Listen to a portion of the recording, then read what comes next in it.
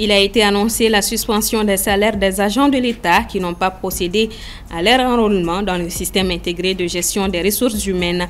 Le rapport du système fait ressortir 36 151 fonctionnaires fictifs. Et on parle santé dans ce journal. Connaissez-vous la tocophobie? Les femmes savent certainement de quoi on parle. La tocophobie est cette peur intense et méconnue de l'accouchement qui touche de nombreuses femmes dans le silence. Le CHAN 2025 tient son affiche finale. Le Maroc, double tenant du titre, croisera le fer samedi avec la surprenante équipe de Madagascar. Mesdames et messieurs, bonsoir. Les autorités ont décidé de suspendre les salaires des fonctionnaires non enrôlés dans le système intégré de gestion des ressources humaines, lequel a révélé l'existence de 36 151 agents fictifs au sein de la fonction publique. Cette mesure, selon elle, vise à assainir la gestion des effectifs et à renforcer la lutte contre la fraude. Djeneba Samaki. Depuis de nombreuses années, le Mali est confronté à un problème de fonctionnaires fictifs. Il s'agit de personnes décédées à la retraite ou qui ont abandonné leur poste, mais dont leur salaire continue d'être versé. Une situation qui engendre une perte financière pour l'État qui se retrouve à payer des millions de francs CFA pour des services qui ne sont pas rendus. Pour lutter contre ces phénomènes, le gouvernement a lancé une vaste opération de recensement biométrique de tous les fonctionnaires appelée Système intégré de gestion des ressources humaines. L'objectif est d'identifier chaque agent de l'État, s'assurer de sa présence effective et de son statut légal.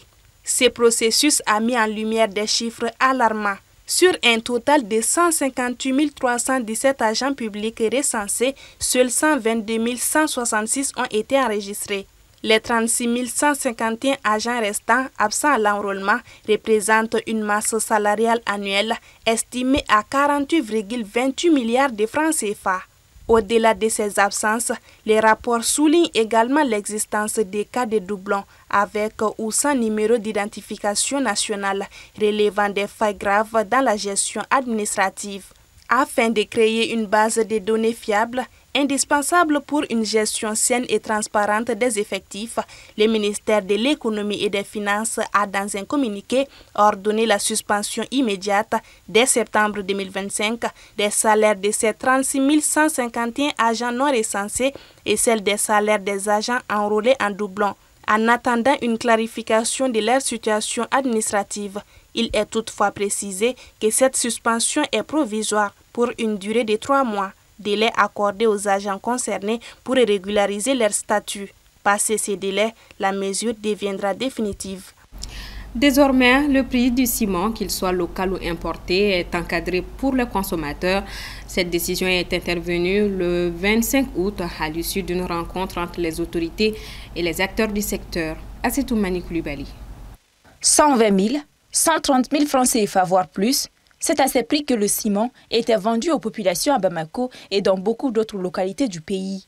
Une hausse qui avait été dénoncée par les populations. Face à la situation, des prix ont été officiellement fixés. Ainsi, le ciment local est fixé à 112 000 francs CFA contre 117 000 francs CFA pour le ciment importé sans la livraison. Donc, en commun accord, nous sommes convenus de reconduire le prix qui avait été fixé depuis le 21 juillet. Pour la plupart de ces prix, nous avons travaillé sur les réalités de Bamako et environnants. Mais les régions, quand même, on n'avait pas les données concernant le transport et autres dans les régions. Nous avons été rapprochés par nos collègues de certaines régions qui nous ont demandé vraiment de revoir leur situation. Je pense que nous allons rapprocher le ministre pour lui exposer ces problèmes-là. Cette augmentation des prix était justifiée par la rareté du produit, la difficile reprise de l'usine de ciment attaquée en juin dernier dans le cercle de Caille. Les problèmes liés au transport étaient également évoqués. Il y avait un besoin crucial des camions.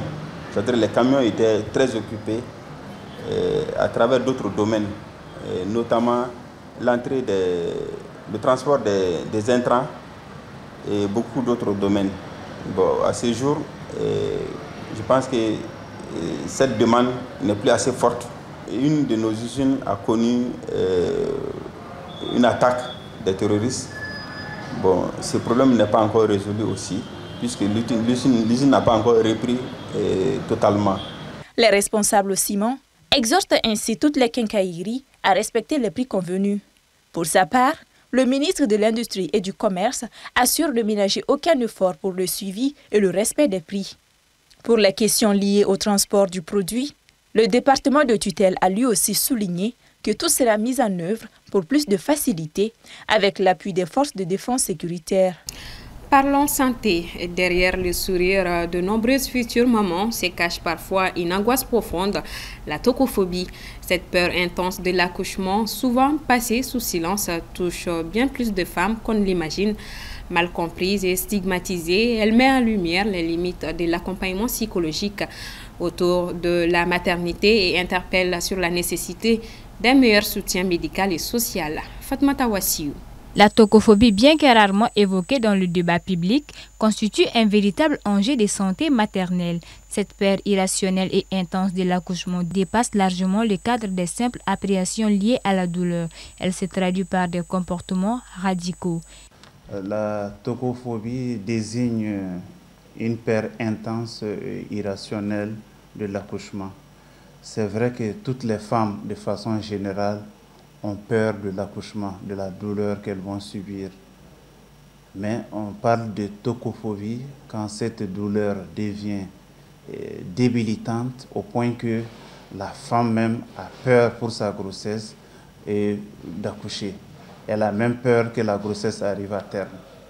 Dans ces cas, on parle de tocophobie. Les causes sont multiples et souvent complexes. Un passé marqué par des abus sexuels, une expérience obstétricale traumatisante ou encore des troubles anxieux et dépressifs liés à la grossesse. Où la femme a eu à faire des heures et des heures sans accoucher, elle a eu des douleurs intenses. La peur culturelle et sociale qu'on a dans nos pays. Si la femme n'a pas un soutien émotionnel, personne n'est là à ses côtés quand elle a marre, dire des mots pour la soulager, pour dire que non, ça va aller, ce n'est plus loin. Si la femme se sent isolée durant la grossesse et durant le travail d'accouchement, ça peut créer une phobie chez elle. Autre chose qu'on peut avoir comme facteur, c'est surtout les antécédents médicaux, c'est-à-dire les femmes qui ont déjà des problèmes psychologiques connus déjà. Face à ces constats, la réponse doit être médicale, mais aussi sociétale. Il s'agit de former davantage les professionnels de santé à reconnaître la tocophobie, à orienter vers un suivi psychologique adapté et à redonner une place à la parole des patientes. Ce qui est très important, on doit mener des entretiens un peu plus approfondis pour repérer les causes de la tocophobie. Ouais. En fonction de ça, on va essayer de faire un projet thérapeutique. Mais ce qui est de façon globale, l'entretien doit aller dans le sens de rassurer la future mère à la grossesse, de la rassurer par rapport au processus normal de la grossesse. Briser le tabou de la tocophobie permettrait d'éviter bien des souffrances invisibles et de rappeler que chaque maternité est une expérience unique, digne d'être entendue et respectée. Pour cela, il est essentiel d'en faire un véritable enjeu de santé publique et d'intégrer cette réalité dans les politiques de suivi maternel. En bref et en image, dans un rapport rendu public ce mercredi, Human Rights Watch accuse les autorités mauritaniennes d'avoir commis de graves violations des droits humains entre 2020 et 2025, ciblant notamment des migrants et des demandeurs d'asile. Des témoignages recueillis pointent du doigt la police, l'armée et la gendarmerie accusés de torture, viol, violence physique, arrestation et détention arbitraire.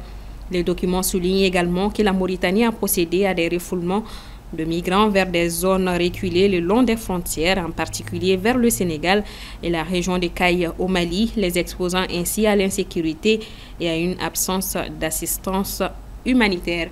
Direction la France, le président sénégalais Bassirou Diomaye Faye est en visite à Paris. Il est reçu par le président Emmanuel Macron avec qui il a discuté du dossier mémoriel de Thiaroye. Le récit avec Assetou Bouari.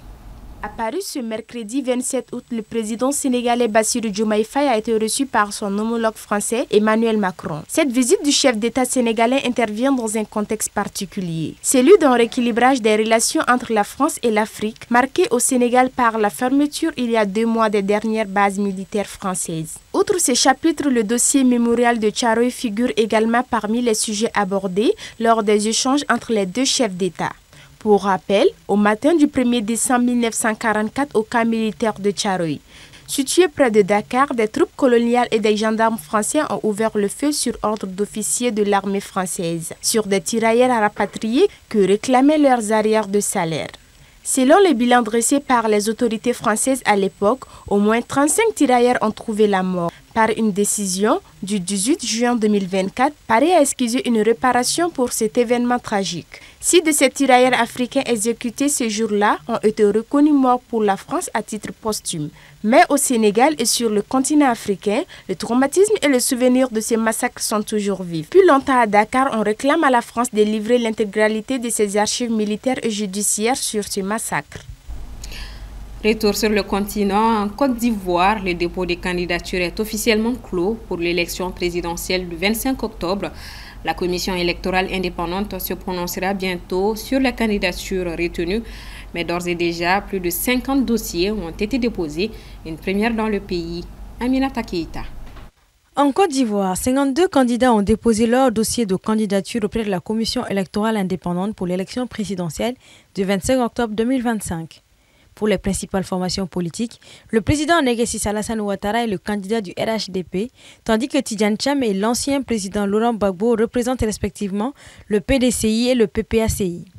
À ceux-ci s'ajoutent plusieurs figures très connues, parmi lesquelles l'ex-première dame Simone Gbagbo ainsi que Pascal Affi-N'Guessan. Sinon, le nombre des candidatures ne fait qu'augmenter d'année en année. Qu'est-ce qui pourrait expliquer cela? Alors c'est simple.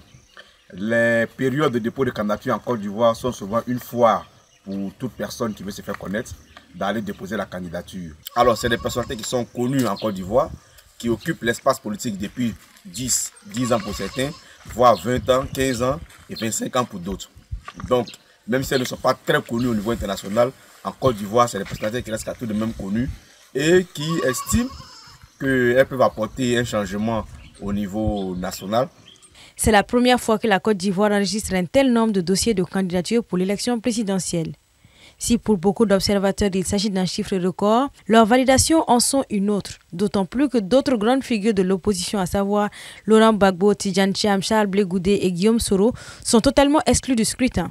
Plusieurs autres candidats ont soumis leur candidature sans respecter les critères d'éligibilité appropriés. Je dirais il n'y a pas grand monde. Il y a par exemple Henriette Lagou, qui a été candidate en 2010, qui a été candidate en 2015 et qui revient en 2025. En dehors d'elle, le reste, c'est des personnes qui n'ont pas payé la caution de 50 millions, qui n'ont pas récolté les parrainages. Et donc, il va sans doute qu'il ne serait pas opportun d'épiloguer sur leur cas aujourd'hui, parce qu'elles sont nombreuses ces personnes qui ne remplissent pas les conditions de candidature, qui sont des parfaits inconnus de la scène politique ivoirienne, et même au niveau de leur localité, elles ne sont pas connues. Donc, ça sera difficile d'épiloguer sur leur cas. La commission électorale indépendante devrait établir la liste définitive des candidats d'ici le 10 septembre. Selon elle, la liste électorale définitive compte 8 727 431 votants, dont 4 508 948 hommes, soit 51,66%, et 4 218 483 femmes, soit 48,34%. Le nombre de centres de vote serait de 11 906, tandis que les bureaux de vote sont estimés à 25 678. Et on termine avec le sport. Le CHAN 2025 connaît déjà son affiche finale. Le Maroc, double champion en titre, affrontera samedi l'équipe surprise de Madagascar, Ibrahim Babi. Le Maroc poursuit son histoire d'amour avec le CHAN. Mardi soir à Kampala, les Lions de l'Atlas se sont qualifiés pour la finale de l'édition 2025 en écartant le Sénégal au terme d'une séance de tir au but allaitante. Déjà vainqueurs en 2018 et 2020, ils tenteront samedi de décrocher un troisième sacre face à l'équipe surprise du tournoi, Madagascar. Les Marocains avaient pourtant été cueillis à froid, concédant l'ouverture du score dès la 16e minute sur une tête de Joseph Layous. C'est ainsi que Sabir Bougrine a remis ses coéquipiers dans le match 7 minutes plus tard, marquant d'une volée puissante le but égalisateur. Le match tendu et parfois heurté aurait pu basculer lorsqu'une expulsion de Marouane Louadni a été annulée grâce à la VAR. Finalement, tout s'est joué au tir au but où le Maroc a fait preuve d'une maîtrise totale. Dans l'autre demi-finale, Madagascar a écrit une page inédite de son histoire. À Dar Salam, les Baréens ont eu le dessus sur le Soudan en prolongation grâce à un but salvateur de Toki Rakoton Draibé à la 116e minute. Déjà demi-finalistes en 2022, les hommes de Romuald Rakoton Draibé deviennent ainsi la première sélection insulaire à atteindre une finale continentale de la CAF. Notre force, c'est l'unité, a déclaré le sélectionneur, visiblement ému. Samedi, toute la grande île aura les yeux rivés sur cette finale historique contre le Maroc. Voilà donc, c'est ce qui referme cette session d'information. Merci à vous de l'avoir suivi. Bonsoir à tous. Le rendez-vous est pris pour demain, même heure, même plateau.